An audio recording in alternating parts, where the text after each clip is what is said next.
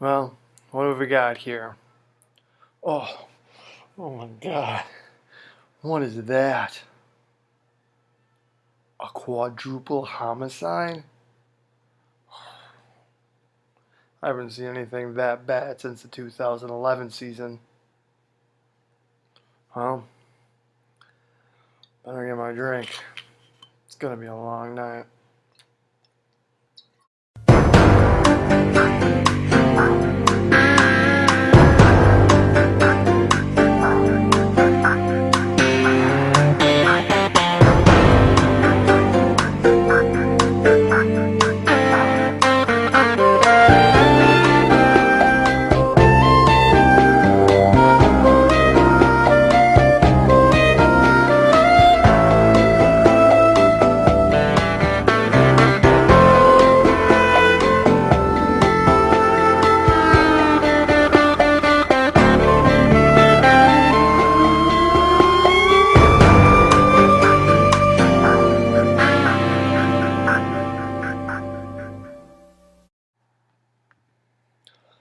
So, here we are, the end of week 9, and we've got, right, 4, as I said previously before, 4 homicides. So, homicide number 1, the death of Blockbuster, which officially kicked the bucket, which is news to me because I thought Blockbuster officially kicked the bucket like 6 years ago. But yeah, so here's to something I didn't think was around anymore. But um, second of all, uh, would gotta address the elephant in the room. Aaron Rodgers going down on the first series uh, on the Monday night, and so here's to the Packers. November. That's a gruesome homicide. What's up with all these Bear fans though, thinking they just won the Super Bowl? Yeah, granted, you beat the Packers at home on Monday night. That's cool. You beat Seneca Wallace. You know what I mean? It's kind of like if you look back in past, 15 other teams have successfully beaten Seneca Wallace, and he had time to prepare for that team. This was not a preparing situation. Um, the next homicide, brutal homicide, Andy falling to 2-7.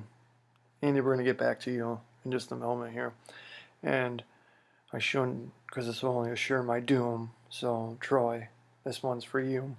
But John was another brutal homicide, as his team ineptly couldn't come to play whatsoever. It was a rough week for quarterbacks for us, scoring 10 points each, but I played the right wide receivers, and luckily they managed to pull me through. So, what have we learned about week 9? Now that we can officially say that the season is 2/3 done, or 3/4 done if you count the playoffs. Well, not that anybody has truly clinched a play either way. You have to say that Andy at 2-7, it's not looking good. You're still 3 games out. You could still theoretically, if you win out and have some other teams stumble beside you, you may sneak into a 6th spot. But I've been preaching it the whole time. You have to win 7 games to get into the playoffs, and you losing 7 games probably not going to happen. So we're going to welcome you officially at this moment of time, officially welcome you to the Dumper Bowl. On the positive side of things, Jenny and Bob have actually won 7. So at this, we can almost positively guarantee and say that they have successfully secured themselves into the championship playoffs.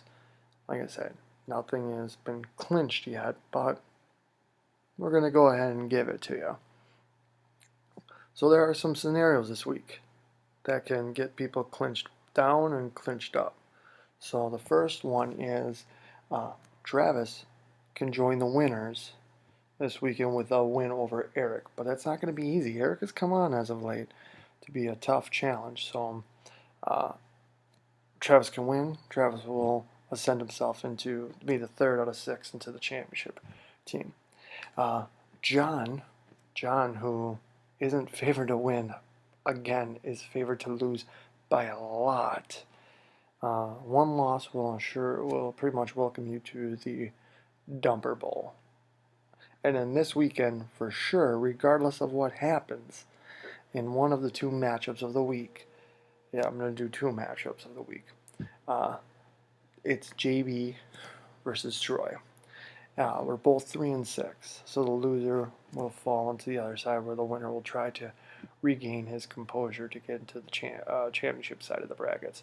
So, for sure, one team will punch a ticket to the worst side, but possibly 2 teams will and 1 team up.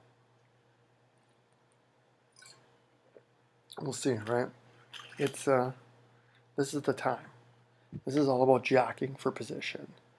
At this time, we can kind of see who the winners are and who the losers are.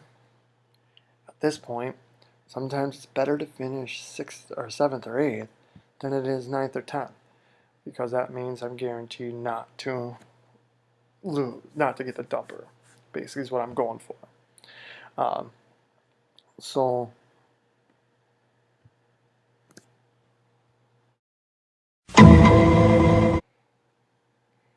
So instead of redoing the video, I just cut it, did the dun-dun again, and made it look like it's scene 2, even though obviously there's no way you can tell that this isn't just a recopy from later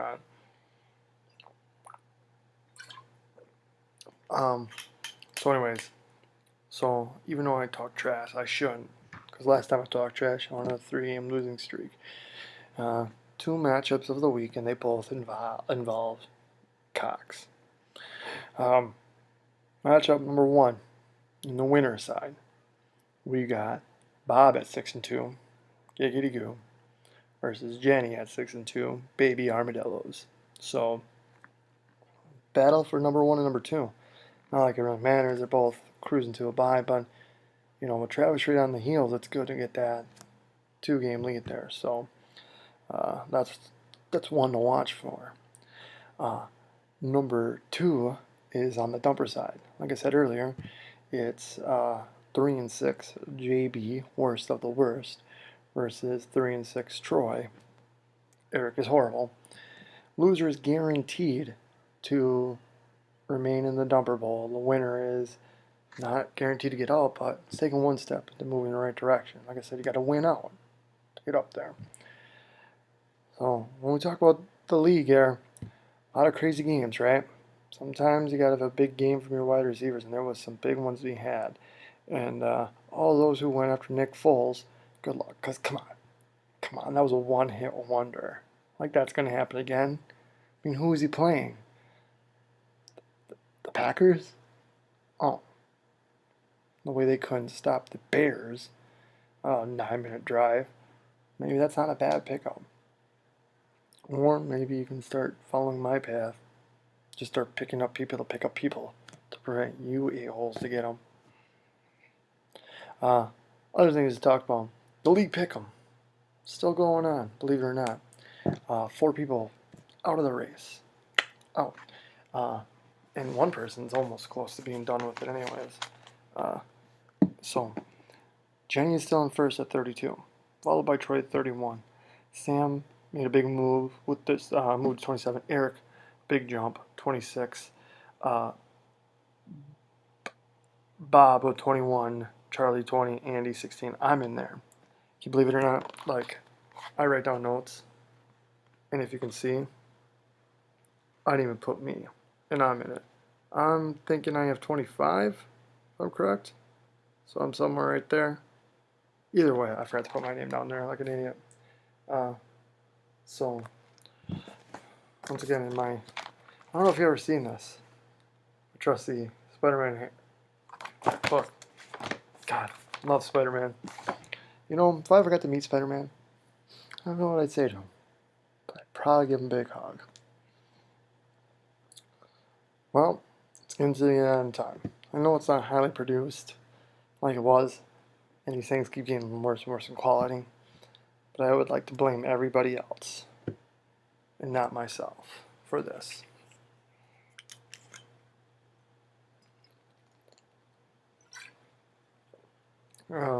Fleischmann's couldn't make it today, but this Orchard Country Winery, it's in Door County, obviously, as you can see. Uh, if you ever get out there, it's in Fish Creek. Take the tour. It's pretty good. The wine tasting is exquisite. Um, and we stayed in a hotel right across the street. It was good. Good times. But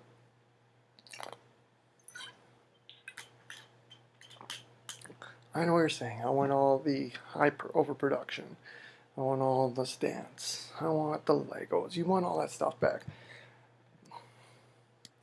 It'll come back. It just sucks that I lost all the hard work I did.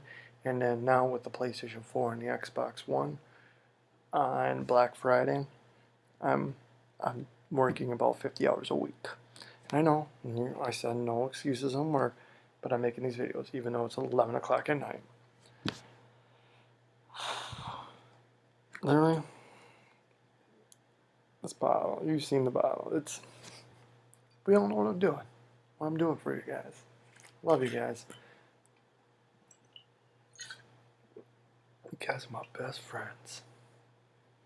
Anyways, I'll see you on the Fantasy Gridiron.